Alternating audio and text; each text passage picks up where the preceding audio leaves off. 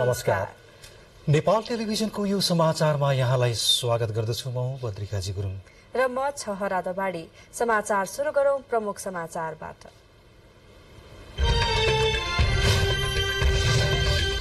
जननेता मदन भण्डारी र जीवराज आश्रितको 30औं स्मृति दिवसमा जनताको बहुदलीय जनवादको चर्चा।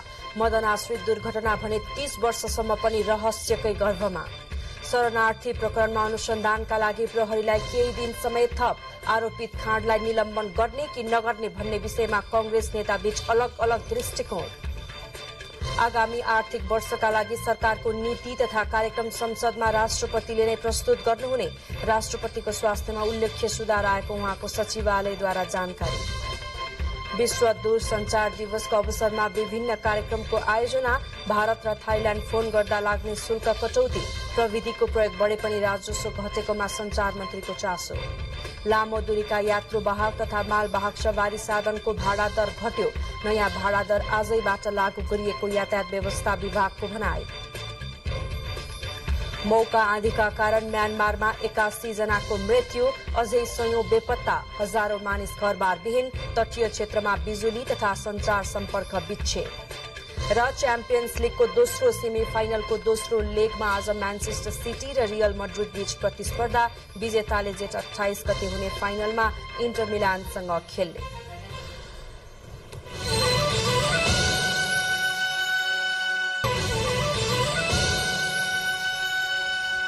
समाचार अब विस्तारमा।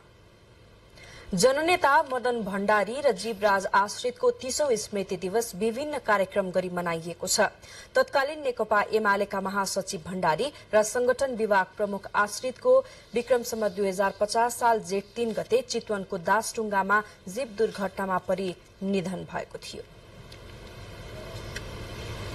जनताको बहुदलीय जनवाद जबजको जगमा नेकपा एमालेले आफ्नो राजनीतिक विरासत अगाडि बढाउँदै आएको छ।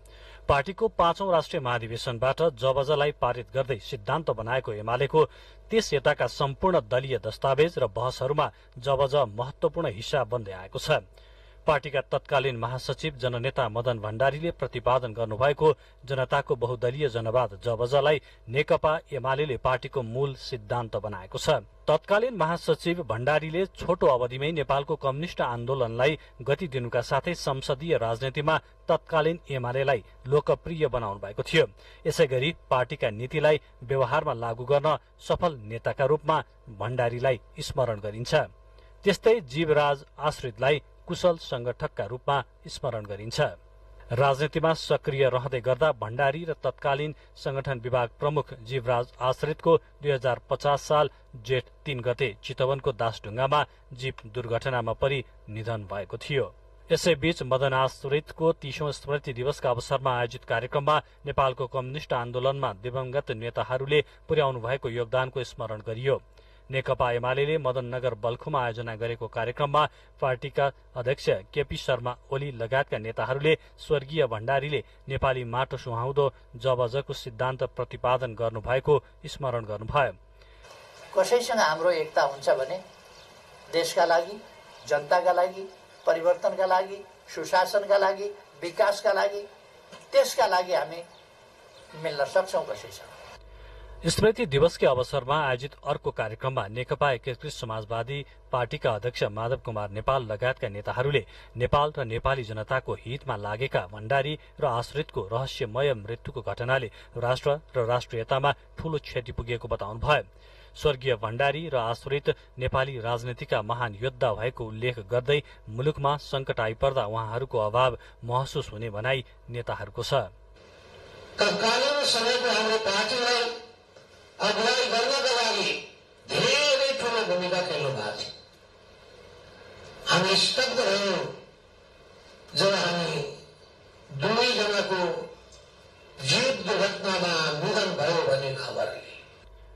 यसै अवसरमा आयोजित कार्यक्रममा पूर्व राष्ट्रपति विद्यादेवी भण्डारीले तत्कालीन नेकपा एमालेका महासचिव तथा उहाँका श्रीमान मदन भण्डारीको शालिगमा माल्यार्पण गर्नुभयो। काठमाडौँको कोटेश्वरमा रहेको मदन स्मृति वाटिकामा निर्मित मदन भण्डारीको शालिगमा पूर्व राष्ट्रपति भण्डारीले माल्यार्पण गर्नुभएको हो। सोही अवसरमा पूर्व राष्ट्रपति भण्डारीले काठमाडौँको तीनकुनेमा रहेको मदन स्मृति सामुदायिक पार्कमा वृक्षारोपण समेत गर्नुभयो। पूर्व राष्ट्रपति भण्डारीले कोटेश्वरदेखि तीनकुनेसम्मको क्षेत्रमा बागमती नदी किनारमा निर्माण गरिएको मदन भण्डारी स्मृति सामुदायिक पार्कको अवलोकन समेत गर्नुभयो। मदन आश्रित दुर्घटनाको 30 वर्षसम्म पनि सत्य तथ्यमा पुग्न नसकी अझै रहस्यकै रूपमा रहिरहेको छ। मदन आश्रित दुर्घटनाका एक मात्र साक्षी चालक अमर लामाको दासढुङ्गा घटनाको 10 वर्षपछि 2060 साउन 12 गते हत्या भएपछि यो घटना अझै रहस्यमय बनेको छ। यस बीचमा व्यवस्था मात्रै फेरिएन, कैयन पटक सरकार पनि फेरिए। नेकपा एमाले समेत पटक पटक सरकारको नेतृत्व गर्यो। तर मदन आश्रित हत्याकाण्डको सत्य तथ्य अहिलेसम्म सार्वजनिक हुन नसक्नुलाई विडम्बनाकै रूपमा लिनुपर्ने हुन्छ। राष्ट्रिय प्रजातन्त्र पार्टीले भ्रष्टाचार उन्मूलनका लागि नक्कली भुटानी शरणार्थी छानबिनसँगै विवादित भएका अन्य प्रकरणको पनि छानबिन गर्न माग गरेको छ। पार्टीको केन्द्रीय कार्य समितिको बैठकका निर्णय सार्वजनिक गर्न आयोजित पत्रकार सम्मेलनमा क्यान्टोनमेन्ट घोटाला, ललिता निवास जग्गा प्रकरण, एनसेल प्रकरण र व्हाइट बडी लगायतका विवादित विषयमा पनि तत्काल छानबिन गरी टुङ्गोमा पुर्याउन सरकारसँग माग गरिएको छ। राप्रपाले 2046 पछिका उच्च पदस्थ राजनीतिक लाभका पदमा रहेका नेता र कर्मचारीको सम्पत्ति छानबिन गर्न समेत माग गरेको पार्टीका अध्यक्ष राजेन्द्र लिङदेनले बताउनुभयो।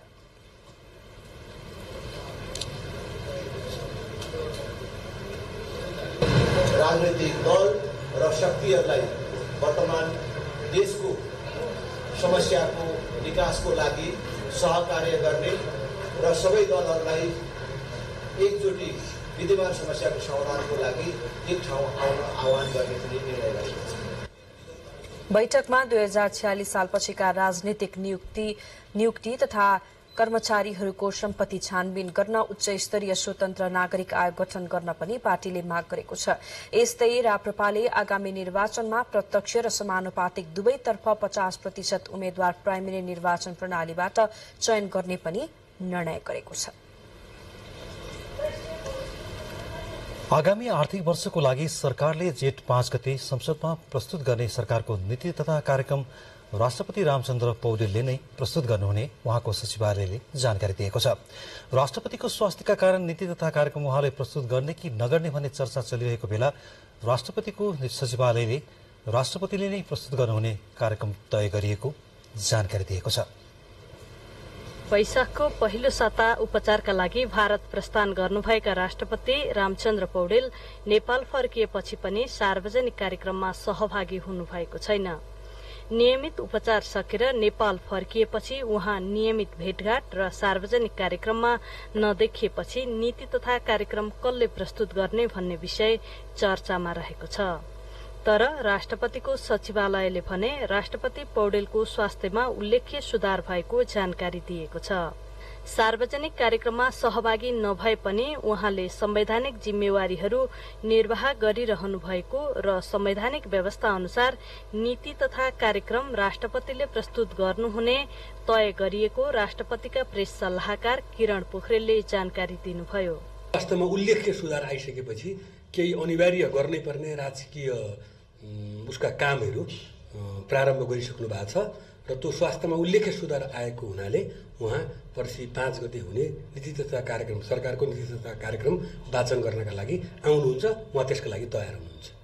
संविधानको धारा 95 मा संसदको बैठकमा राष्ट्रपतिबाट सम्बोधन हुने कुरा उल्लेख गरिएको छ भने प्रतिनिधि सभा नियमावली 2069 को नियम 38 का विभिन्न उपनियमहरूमा राष्ट्रपतिबाट गरिएको सम्बोधनमा उल्लेखित नेपाल सरकारको नीति तथा कार्यक्रममाथि छलफल लगायतका कार्यविधिहरूको व्यवस्था गरिएको छ। राष्ट्रपति पौडेलको छातीमा देखिएको समस्या पटक पटक दोहोरिएपछि चिकित्सकहरूको सल्लाहमा उहाँ उपचारका लागि वैशाख 6 गते भारत जानुभएको थियो। उपचारपछि उहाँ वैशाख 17 गते स्वदेश फर्कनु भएको हो। क्यामेरामा ध्रुव थापाका साथ सलोजा दाहाल, काठमाडौँ। समाचारको क्रम जारी नै रहनेछ। बाँकी समाचार अघि छोटो विज्ञापन। बाँकी समाचारमा फेरि स्वागत छ। प्रधानमन्त्री पुष्पकमल दाहाल प्रचण्डसँग नेपाल भ्रमणमा रहनुभएका अस्ट्रेलियाका सहायक विदेश मन्त्री टिम वार्सले भेटवार्ता गर्नुभएको छ। प्रधानमन्त्री निवास बालुवाटारमा आज भएको भेटमा प्रधानमन्त्री दाहालले नेपालको विकास र समृद्धिमा अस्ट्रेलिया सरकार र जनताको सहयोग निरन्तर रहने विश्वास व्यक्त गर्नुभयो। प्रधानमन्त्री दाहालले अस्ट्रेलियामा रहेका नेपाली विद्यार्थीको अवस्था र समस्याका बारेमा चासो व्यक्त गर्नुभयो। सो अवसरमा उहाँले अस्ट्रेलियाका प्रधानमन्त्रीलाई नेपाल भ्रमणको निम्तो समेत दिनुभएको प्रधानमन्त्रीको सचिवालयले जनाएको छ। भेटमा नेपालको आर्थिक समृद्धिमा कृषि क्षेत्रको व्यवसायीकरण र कृषिमा आधारित उद्योगको विकास र पर्यटन क्षेत्रको प्रवर्धनमा सहयोगका बारेमा छलफल भएको छ। मन्त्री वार्सले अस्ट्रेलियामा नेपालीले राम्रो प्रभाव पारेको भन्दै नेपालको विकास र समृद्धिको अभियानमा अस्ट्रेलिया सरकार र जनताको सहयोग निरन्तर रहने विश्वास दिलाउनु भएको छ। भारत र थाइल्याण्डमा नेपाल टेलिकमको मोबाइल प्रयोग गर्दा रोमिङ सेवा बापत लाग्ने महसुल दर आधा कम भएको छ। विश्व दूरसञ्चार दिवसको अवसर पारेर टेलिकमले आजदेखि लागू हुने गरी यी दुई देशमा टेलिकमको प्रिपेड तथा पोस्टपेड सिम प्रयोग गर्दा लाग्ने रोमिङ दर घटाएको हो। सूचना तथा प्रविधि मन्त्री रेखा शर्माले गत चैत्र महिनामा गर्नुभएको भारत भ्रमणका क्रममा त्यहाँ रहेका नेपालीहरूले रोमिङ महसुल घटाउन पहलका लागि आग्रह गरेका थिए। मन्त्री शर्माले भारतीय पक्षसँगको भेट र छलफलमा यो विषयलाई प्राथमिकताका साथ उठाउनु भएको थियो र नेपाल फर्के लगातै सरकारवालाको बैठकमा महसुल घटाउन निर्देशन दिनुभएको थियो। विदेशमा रहेका नेपालीको चासो र सरकारको निर्देशनलाई कार्यान्वयन गर्ने क्रममा नेपाल टेलिकमले महसुल घटाएको हो। नयाँ दर अनुसार अब नेपाल टेलिकमको सिम लिएर भारतकै कुनै पनि नम्बरमा फोन गर्दा र त्यहीबाट फोन उठाउँदा प्रति मिनेट र प्रति एसएमएस 7 रुपैयाँ मात्रै शुल्क लाग्नेछ। यसअघि भारतको कुनै पनि नम्बरमा फोन गर्दा प्रति मिनेट 30 रुपैयाँ, अन्य नम्बरबाट आएको कल उठाउँदा 14 रुपैयाँ र एसएमएस गर्दा 24 रुपैयाँ शुल्क लाग्दै आएको थियो। भारत जस्तै अब थाइल्याण्डमा रहँदा एनटीसीको मोबाइलबाट थाइल्याण्डकै नम्बरमा फोन गर्दा र नेपालमा भएको नम्बरमा कल गर्दा प्रति मिनेट 50 रुपैयाँ मात्र लाग्नेछ भने फोन उठाउँदा प्रति मिनेट 25 रुपैयाँ र प्रति एसएमएस 10 रुपैयाँ लाग्नेछ। यसअघि थाइल्याण्डमा फोन गर्दा प्रति मिनेट 135 रुपैयाँ र अन्य नम्बरबाट आएको कल उठाउँदा 90 रुपैयाँ लाग्ने व्यवस्था थियो भने प्रति एसएमएस 34 रुपैयाँ शुल्क थियो। नेपाल टेलिकमले विश्व दूरसञ्चार दिवसको सन्दर्भ पारेर महसुल दर घटाएको हो। दिवसको अवसरमा नेपालमा पनि विभिन्न कार्यक्रमको आयोजना गरियो। नेपालका 85% भन्दा बढ़ी नागरिकको हातमा मोबाइल फोन पुगेको र ठूलो संख्यामा नेपाली भारतमा बस्ने एवं कामका लागि जाने गरेकोले महसुल घटाउने निर्णय निकै महत्वपूर्ण रहेको नेपाल दूरसञ्चार प्राधिकरणका अध्यक्ष पुरुषोत्तम खनालले बताउनुभयो। दूरसञ्चार क्षेत्रको अवस्थाको कुरा गर्दा करिब 85% जनताको हातमा अत्याधुनिक मोबाइल सेवा पुगेको छ। इन्टरनेटको पहुँच पनि करिब त्यति नै प्रतिशत जनताको हातमा पुगेको छ। फिक्स ब्रडब्यान्ड 35% घरधुरीमा पुगेको छ। र यस अर्थमा भन्यो भने यो मात्र यस्तो क्षेत्र हो जसले हरेक नागरिकलाई कुनै न कुनै माध्यमबाट जोडेको छ। संयुक्त राष्ट्र संघले सन् 1969 देखि विश्व टेलिग्राफ सम्मेलनको सम्झनामा यो दिवस मनाउन शुरू गरेको हो। क्यामेरामा शिव पंगेनीको साथमा मानवी बानिया, नेपाल टेलिभिजन, काठमाडौँ। प्रसंग फेरि पनि दूरसञ्चार दिवसकै विश्व दूरसञ्चार तथा सूचना समाज दिवसको अवसरमा आज स्पेक्ट्रम म्यानेजमेन्ट सम्मेलनको आयोजना गरियो। नेपाल दूरसञ्चार प्राधिकरणले आयोजना गरेको सम्मेलनमा नेपालमा दूरसञ्चारको बजार र आगामी बाटो, उदाउँदो मोबाइल प्रविधि र इन्टरनेटको वर्तमान अवस्था र भविष्यको आवश्यकता लगायतका विषयमा विज्ञसँग अन्तर्क्रिया गरियो। सम्मेलनको उद्घाटन गर्दै संचार तथा सूचना प्रविधि मन्त्री रेखा शर्माले सस्तो र गुणस्तरीय सूचना प्रविधि सेवा सबैको पहुँचमा पुर्याउन सेवा प्रदायक र नियामक निकायले विशेष ध्यान दिनुपर्ने बताउनुभयो। उहाँले अझै पनि दूरदराजमा गुणस्तरीय मोबाइल सेवा नपुगेको तर्फ सेवा प्रदायकले सोच्नुपर्ने बताउँदै सूचना प्रविधिमा पहुँच हुने र नहुने बीचको खाडल पूर्ण मिलेर काम गर्न जरुरी रहेको बताउनुभयो। सूचना प्रविधिको प्रयोग दिन प्रतिदिन बढ्दै गए पनि प्राप्त हुने राजस्व घट्दै गइरहेको विषयमा गम्भीर छलफल हुनुपर्ने बताउनुभयो। गाउँघरमा फैलिएको छ, त्यहाँ सामान्य नेटवर्क नटिक्ने अवस्था छ, टेलिफोन सेवा नपुगेको अवस्था छ, 4G को सेवा सबैतिर विस्तार नभइसकेको अवस्था छ।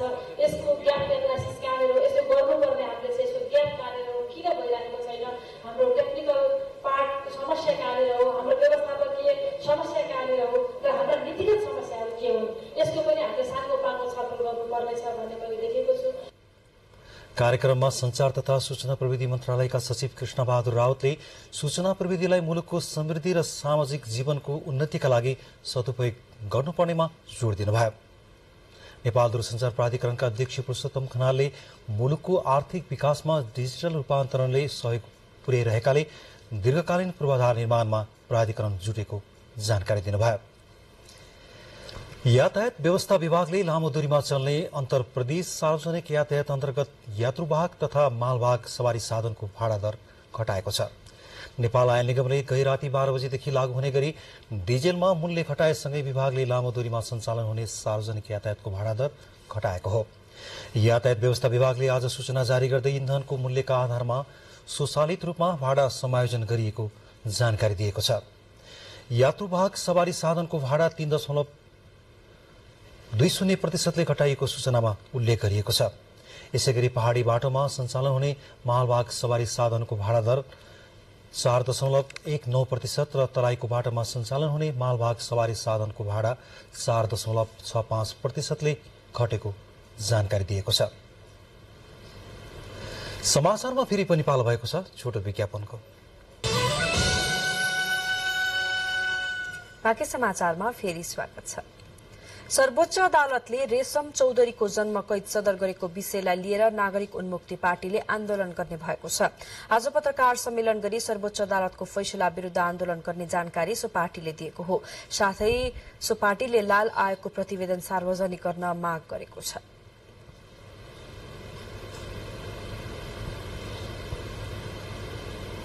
लाल आयोग प्रतिवेदन सरकारले सार्वजनिक गरेन भने हाम्रो अर्को विकल्प छैन। हामी आन्दोलन गर्न विवश हुनेछौं। थारूहट आन्दोलन पहिचानको आन्दोलन भएकाले यसलाई राजनैतिक रूपमा समाधान खोजिनुपर्ने धारणा पनि सो पार्टीले अघि सारेको छ। साथै टिकापुर घटनाका विषयमा छानबिन गर्न गठित लाल आयोग सार्वजनिक गर्न पनि माग गरेको हो। लाल आयोगको प्रतिवेदन सार्वजनिक नगरे त्यसका विरूद्ध पनि थप आन्दोलनका साथै सरकारलाई दिएको समर्थन फिर्ता लिने चेतावनी दिएको छ। टिकापुर घटनामा संलग्न रहेको ठहर गर्दै सर्वोच्च अदालतले हिजो रेशम चौधरीलाई जन्म कैदको फैसला सदर गरेको थियो। नक्कली भुटानी शरणार्थी प्रकरणमा छानबिन गरिरहेको प्रहरीले अनुसन्धानका लागि थप केही दिन समय लाग्ने बताएको छ। संगठित अपराधको छानबिनको हदम्याद ख्याल गरेर अनुसन्धान गरिरहेको प्रहरीले प्रकरणमा जोडिएका हाई प्रोफाइल व्यक्ति र पक्राउ हुन बाँकी केहीको थप अनुसन्धान बाँकी रहेकाले केही दिन अझै अनुसन्धान गरेर राय प्रतिवेदन बुझाउने भएको हो। नक्कली भुटानी शरणार्थी प्रकरणमा अनुसन्धानको अन्तिम फाइल सरकारी वकिललाई पेश गर्ने समय प्रहरीलाई थपिएको छ। दिन प्रतिदिन नयाँ आरोपित थपिँदै जाँदा अनुसन्धानका लागि थप समय लागेको र अनुसन्धानका लागि अझै केही दिन लाग्ने प्रहरीले जनाएको छ। पहिलो आरोपित पक्राउ परेको 60 दिनभित्र अदालतमा मुद्दा दर्ता गरिसक्नुपर्ने व्यवस्थाकै अधीनमा रहेर अनुसन्धानको समय थपिएको हो। यसअघि बुधबारभित्र मुद्दाको सम्पूर्ण फाइल तयार पार्ने भन्दै अनुसन्धानको सबै काम सक्न जिल्ला सरकारी वकिल कार्यालय काठमाडौँले जिल्ला प्रहरी परिसर काठमाडौँलाई आदेश दिएको थियो। यही बीचमा थप आरोपित पक्राउ परेसँगै आरोपित 14 जनालाई नै अनुसन्धानका लागि थप 3 दिनको समय प्राप्त भएको प्रहरी प्रवक्ता सीताराम रिजालले जानकारी दिनुभयो। सबैको एकैचोटि नै हुन्छ। आज फेरि पनि पुनः 3 दिन म्याद थप भएको छ। अब यो 3 दिन पनि फेरि हामी अनुसन्धान गर्छौँ। यो मुद्दामा अनुसन्धानको क्रममा बयान चाहिँ कानुनले नै व्यवस्था गरेको छ। अनुसन्धान अधिकृतले जिल्ला सरकारी वकिल कार्यालयमा चाहिँ उहाँ वकिल साहबहरूको समक्षमा बयान गराउनु भन्ने छ। त्यही अनुसारै हुन्छ र उहाँलाई चाहिँ सरकारी वकिल कार्यालयमै उपस्थित गराएर बयान लिने काम हुन्छ।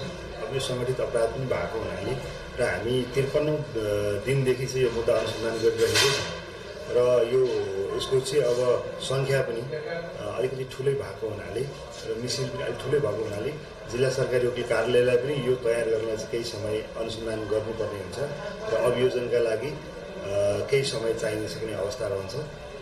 त्यसैको लागि उहाँहरूले भन्नुभएको होला हामी उहाँहरूलाई चाहिँ अनुसन्धान यो गर्ने हिसाब किताबमै नै सम्भवतः हामीले अनुसन्धान प्रतिवेदन बुझाउँछौँ। यो हाम्रो चाहिँ लक्ष्य भनेको अब 60 दिनभित्र त हामीले कानुनले दिएको सीमाभित्र त मुद्दा बुझाउनै पर्छ। अब यसमा केही समय चाहिँ हामीले सरकारी वकिल सरहरूलाई पनि दिनुपर्ने हुन्छ। अब हामी लगभग चाँडै नै यो अनुसन्धान प्रतिवेदन बुझाउँछौँ। यसैबीच अनुसन्धानका क्रममा प्रहरीले गृह मन्त्रालयको एउटा गाडी समेत बरामद गरेको छ। शरणार्थी प्रकरणमा पैसा ओसार पसारदेखि ठगी गर्ने गिरोहले उक्त गाडी पटक पटक प्रयोग गरेको पाइएपछि थप प्रमाणका लागि BAB 1405 नम्बरको सेतो नम्बर प्लेटको प्राडो गाडी बरामद गरिएको प्रहरी प्रवक्ता रिजालको भनाइ छ। ठगी गर्ने गिरोहले गृह मन्त्रालयबाट लिएको गाडीको पटक पटक नम्बर प्लेट परिवर्तन गरेर प्रयोग गरेको पाइएको पनि प्रहरीले जनाएको छ। नक्कली शरणार्थी प्रकरणमा पहिलो पटक आरोपी पक्राउ परेदेखि 54 दिनसम्ममा प्रहरीले 14 जनालाई हिरासतमा राखेर अनुसन्धान गरिरहेको छ। पछिल्लो पटक विशेष पक्राउ पूर्जी जारी गरेर पक्राउ गरेका नेपाली कांग्रेसका नेता तथा पूर्व सभासद आङटावा शेर्पालाई पनि 3 दिनको म्याद थप गरेर हिरासतमा राखिएको छ। शरणार्थी प्रकरणमा पूर्व गृह मन्त्री बालकृष्ण खाँड, नेकपा एमालेका सांसद टोप बहादुर रायमाझी, पूर्व गृह सचिव एवं बहालवाला सचिव टेकनारायण पाण्डे लगायत 14 जना प्रहरी हिरासतमा छन्। क्यामेरामा अशोक बस्नेतका साथमा लालकुमार मुक्तान, नेपाल टेलिभिजन, काठमाडौँ। एकीकृत समाजवादीका नेताहरूले उपप्रधानमन्त्री एवं गृहमन्त्री नारायण काजी श्रेष्ठलाई भेट गरी नक्कली शरणार्थी प्रकरणका सबै अपराधीलाई गिरफ्तार गरेर हदैसम्मको कानूनी कार्यवाही गर्न माग गर्दै ज्ञापन पत्र दिएका छन्। गृहमन्त्री श्रेष्ठलाई मन्त्रालयमा भेटेर समाजवादीका नेताहरूले ज्ञापन पत्र बुझाउनु भएको हो। ज्ञापन पत्र बुझ्दै गृहमन्त्री श्रेष्ठले आफ्नै देशका नागरिकलाई पैसा असुलेर अनागरिक र शरणार्थी बनाई वैभवशाली जीवन व्यतीत गर्ने प्रवृत्तिलाई जस्तो सुकै दबाव वा प्रभाव आए पनि छूट दिन नसकिने बताउनुभयो। साथै दोषी नौम्कने निर्दोष नफस्ने गरी प्रहरीले स्वतन्त्र अनुसन्धान गरिरहेको पनि मन्त्री श्रेष्ठले बताउनुभयो। किनभने राज्यकै तहमा बसेका उच्च तहका नेता र व्यक्तित्वहरू र तलसम्मको एउटा सेट मिलाएर यो काम अगाडि बढाइएको छ। त्यसमा संगठित अपराध हो। तर अहिले बहस यो पनि भइराखेको छ कि संगठित अपराध मात्रै हो, यो राज्यलाई यत्रो देशलाई बदनाम गरेको छ, देशको इज्जत प्रतिष्ठामा आँच पुर्याएको छ। त्यसकारणले यो चाहिँ संगठित अपराधको सीमाभित्र मात्रै राख्न मिल्दैन। राज्य विरुद्ध पनि यो चाहिँ अपराध हो भन्ने पनि छलफल भइराखेको छ। त्यो त अनुसन्धान अधिकारीहरूले चाहिँ संविधान र कानूनलाई पनि हेरेर यसको अपराधको प्रकृतिलाई निश्चित गरेर यसलाई चाहिँ अनुसन्धान टुङ्ग्याएर अदालतमा जाने प्रक्रिया अगाडि बढी नै हाल्छ। एकीकृत समाजवादीका मोर्चा संगठन प्रमुख विजय पौडेल र प्रवक्ता जगन्नाथ खतिवडा सहित 30 जना भन्दा बढी नेताहरूले मन्त्री श्रेष्ठलाई नक्कली शरणार्थी प्रकरणका सबै अपराधीलाई हदैसम्मको कारवाही गर्न माग गर्नु भएको हो। नक्कली भुटानी शरणार्थी प्रकरणमा पार्टीका नेता पूर्व मन्त्री बालकृष्ण खाँड मुछिएपछि नेपाली कांग्रेसका नेताहरूको दृष्टिकोणमा एकमत देखिँदैन।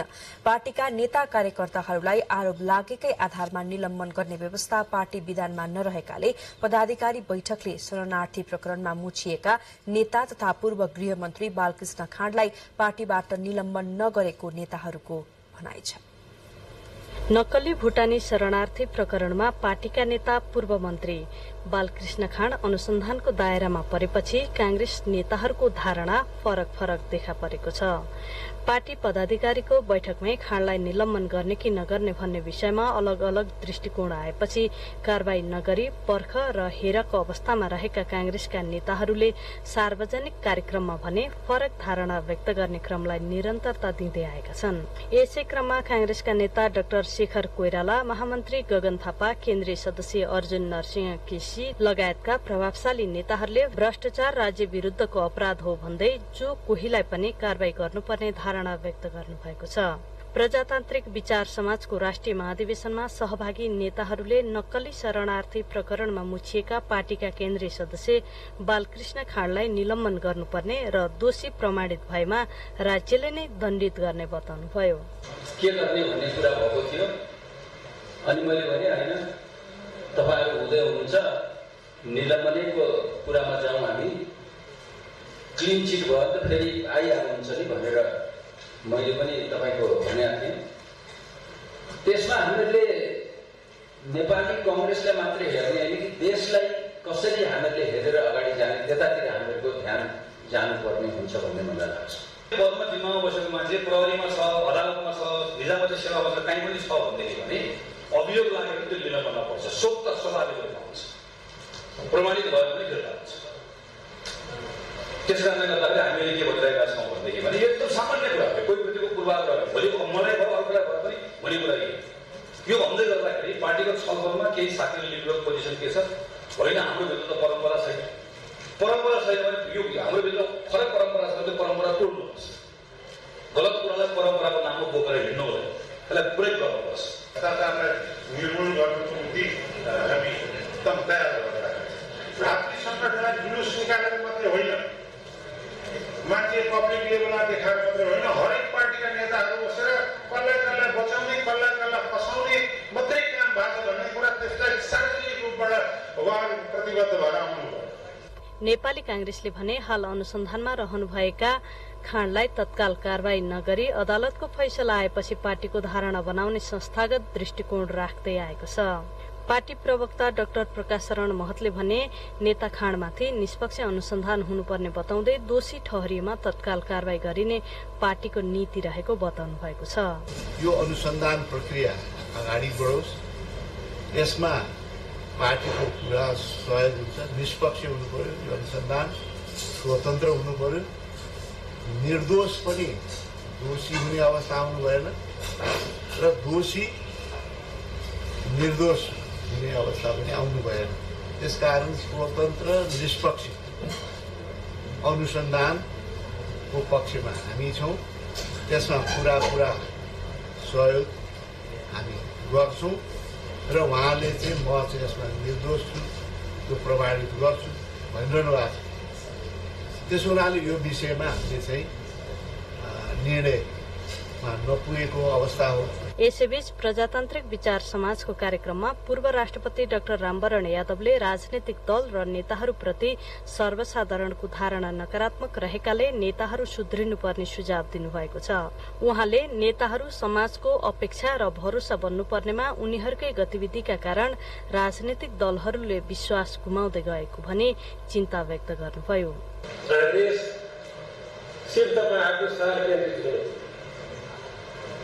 पहिले विद्या प्रसादसम्म उहाँहरू दल केन्द्रित हुनु, सर्वोच्च अदालतबाट पुनर्स्थापना भयो,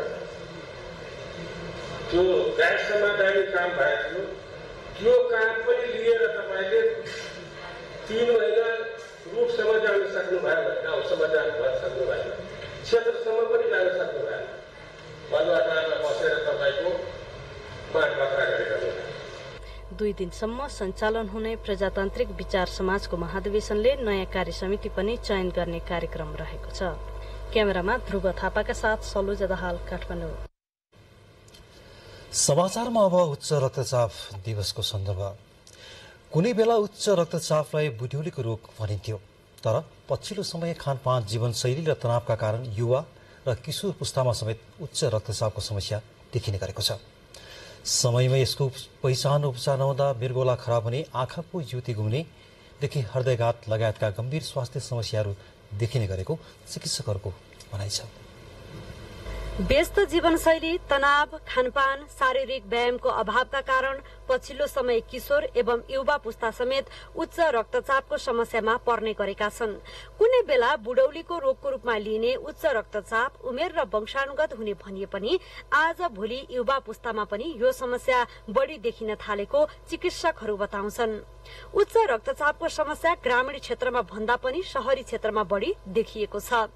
त्यसमा पनि युवाको संख्या पछिल्ला वर्षहरूमा बढ्दै गएको र समयमै यसको पहिचान गर्न नसक्दा अन्य स्वास्थ्य समस्याको जोखिम बढाएको गंगालाल राष्ट्रिय हृदय केन्द्रका चिकित्सक डाक्टर दीपंकर प्रजापति बताउनुहुन्छ।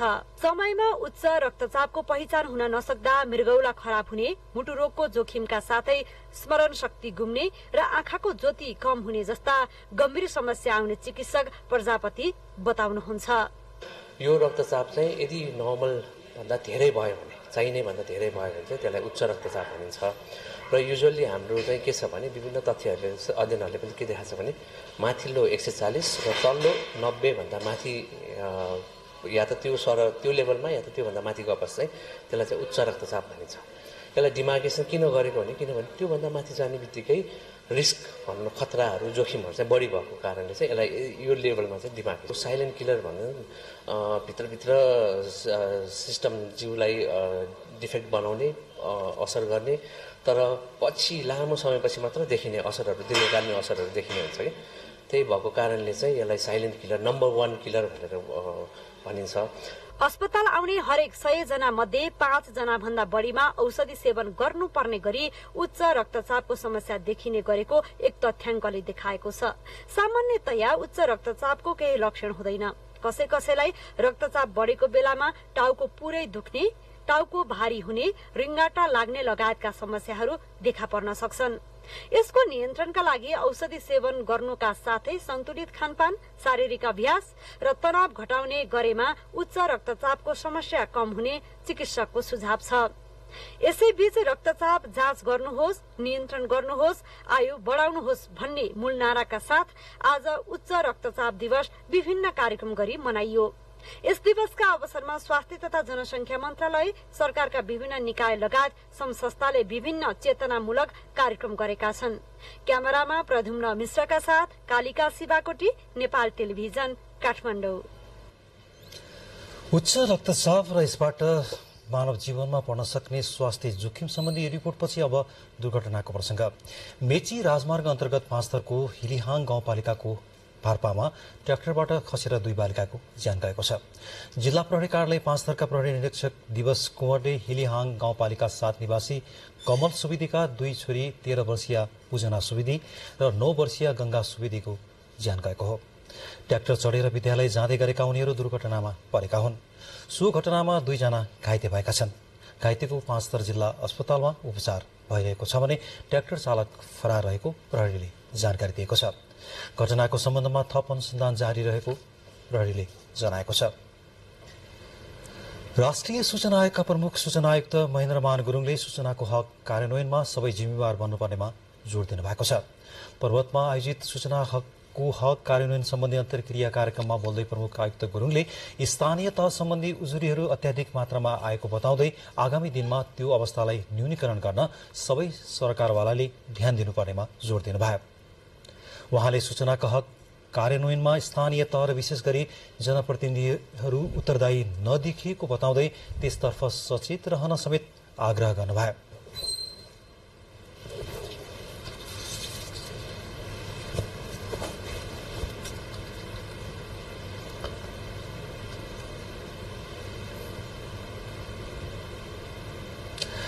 समाचारको क्रम जारी नै रहनेछ। त्यसअघि प्रमुख समाचार फेरि एकपटक।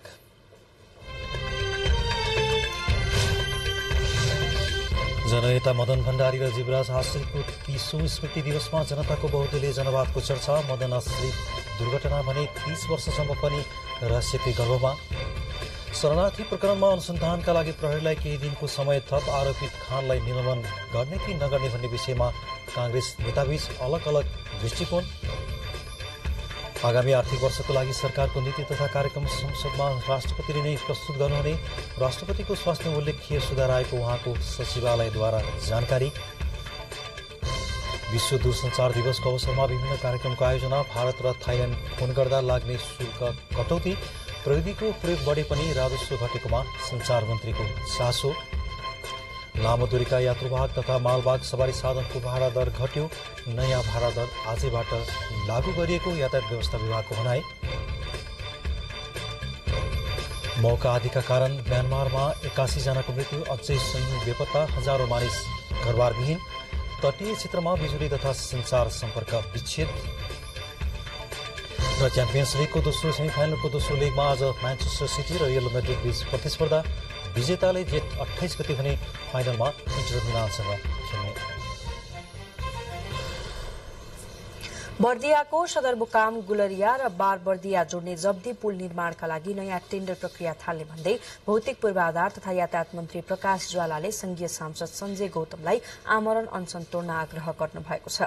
मन्त्रालयमा पत्रकार सम्मेलन गरी मन्त्री ज्वालाले पुल भत्किएको पुरानै ठाउँमा भने पुल नबन्ने जानकारी दिनुभयो। भत्किएको पुलका सम्बन्धमा अदालतमा मुद्दा चलिरहेकाले अब कहाँ र कसरी नयाँ पुल बनाउने भनेर ठेक्का प्रक्रिया अगाडि बढाउने तयारीमा सरकार रहेको मन्त्री ज्वालाको भनाइ छ। उहाँले पुलका लागि अर्थ मन्त्रालयबाट बजेट सुनिश्चितता गरिदिन आफूले पहल थालिसकेको जानकारी दिनुभयो।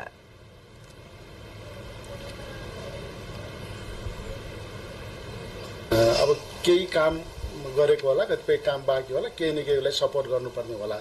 त्यसमा पनि हामी सपोर्ट गरेर उसलाई चाहिँ थपिएको अवधिभित्र कमसेकम चाहिँ काम सम्पन्न गरोस्। कतिपय चाहिँ अब नयाँ थप काममा थपिरहने काम नगर्ने अवस्थाकोलाई हामीले क्लियर गर्दै जान्छौँ। पुल निर्माण लगायतका माग राखेर नेपाली कांग्रेसका संघीय सांसद सञ्जय गौतम आमरण अनसनमा बस्नु भएको छ। कीर्तिमानी आरोही कामेरिता शेर्पाले 27औं पटक सगरमाथाको सफल आरोहण गर्नुभएको छ। 53 वर्षीय शेर्पा आज बिहान 8:30 बजे 27औं पटक सगरमाथाको चुचुरोमा पुग्न सफल हुनुभयो। यसअघि 26 पटक सगरमाथाको सफल आरोहण गर्नुभएका शेर्पाले आफ्नै नामको कीर्तिमान तोड्नु भएको हो। सोलुखुम्बुको थामे गाउँमा जन्मिनुभएका शेर्पाले 13 मे 1994 मा पहिलो पटक सगरमाथाको आरोहण गर्नुभएको थियो। शेर्पाको नाममा 8000 मिटर अग्ला चुचुरोमा सबैभन्दा बढी आरोहण गरेको कीर्तिमानी समेत रहेको छ। चीनिया युवती सुई चो युआनले 16 वर्षकी उमेरमा विश्वको सर्वोच्च शिखर सगरमाथाको सफल आरोहण गर्नुभएको छ। उहाँले मे 15 का दिन सगरमाथाको चुचुरोमा पाइला टेक्नु भएको हो। युआनले 8 दिनमा नेपालतर्फको भूभागबाट सगरमाथाको सफल आरोहण गर्नुभयो। उहाँले आफू सगरमाथा आरोहण गर्नेहरूमा विश्वकै कम उमेरकी रहेको समेत दावी गर्नुभएको छ।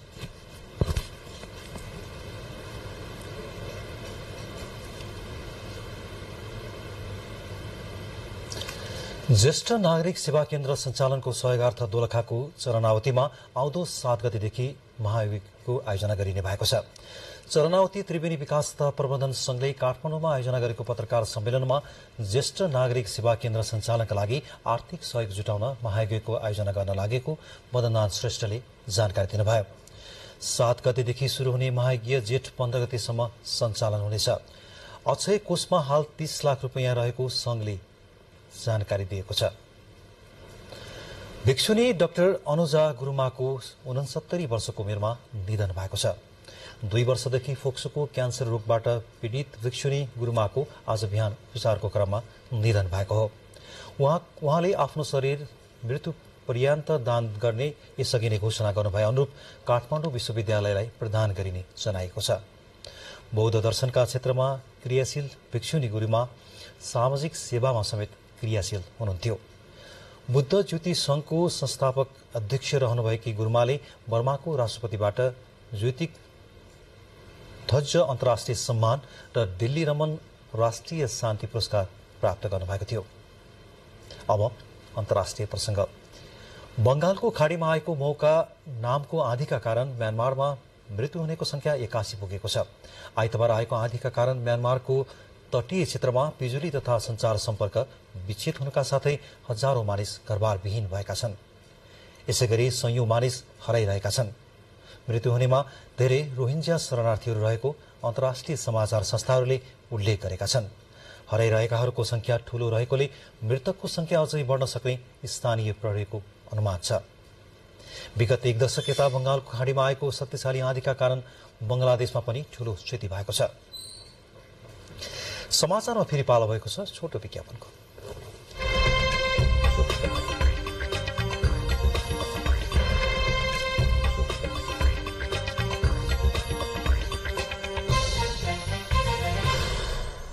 अब आर्थिक समाचार।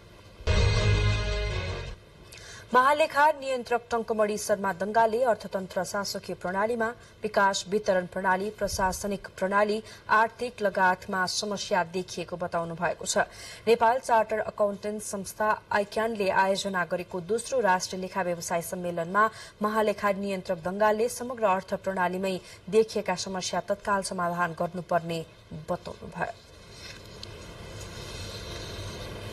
के रहेछ त्यो स्थितिभन्दा पनि विश्लेषण गरेको हेरेको छु। त्यो हेर्दाखेरि प्रत्येक वर्ष चाहिँ अनियमितताहरू वृद्धि भइरहेको बढिरहेको जस्तो देखिएको छ। तर फरचोटमा चाहिँ भनौँ एक हिसाबले भने चाहिँ कमी देखिएको छ। ती विषयहरूलाई पनि हामीले हेर्नुपर्छ र सरकारी क्षेत्रमा मात्रै होइन प्राइभेट सेक्टरमा पनि धेरै आमाजहरू छन्। त्यसलाई पनि चाहिँ सुधार गर्दै जानुपर्छ। सम्मेलन भोलिसम्म चल्नेछ।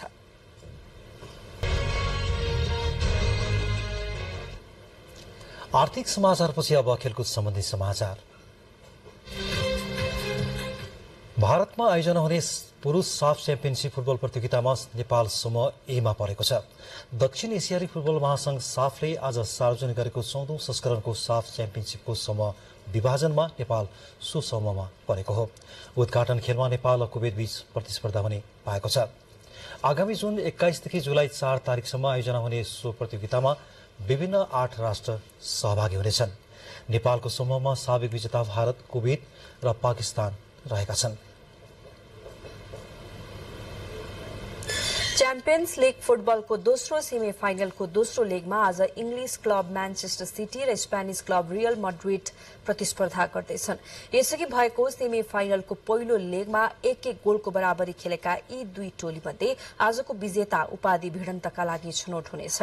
सिटी र रियल बीचको दोस्रो लेग आज राति 1:15 बजे हुँदैछ। यसअघि गए राति भएको पहिलो सेमी फाइनल खेलमा विजयी बन्दै इटालियन क्लब इन्टर मिलान च्याम्पियन्स लीगको फाइनलमा पुगिसकेको छ। सेमी फाइनलको दोस्रो लेगमा अर्को इटालियन क्लब एसी मिलान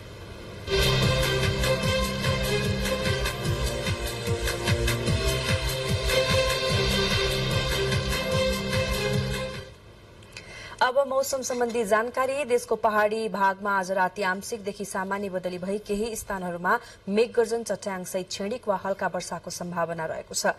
बाँकी भागमा आंशिक बदलीदेखि मौसम सामान्यतया सफा रहने जल तथा मौसम पूर्वानुमान महाशाखाले जनाएको छ। अब मौसम सम्बन्धी थप विवरण।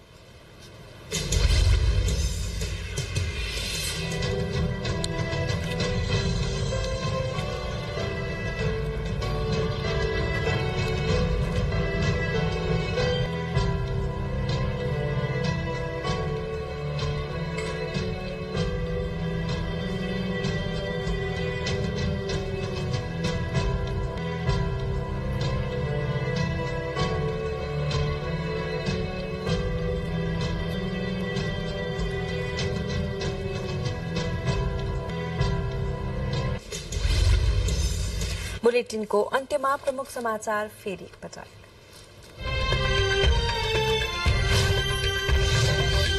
जननेता मदन भण्डारी र जीवराज आश्रितको 30औं स्मृति दिवसमा जनताको बहुदलीय जनवादको चर्चा। मदन आश्रित दुर्घटना भने 30 वर्षसम्म पनि रहस्यकै गर्भमा।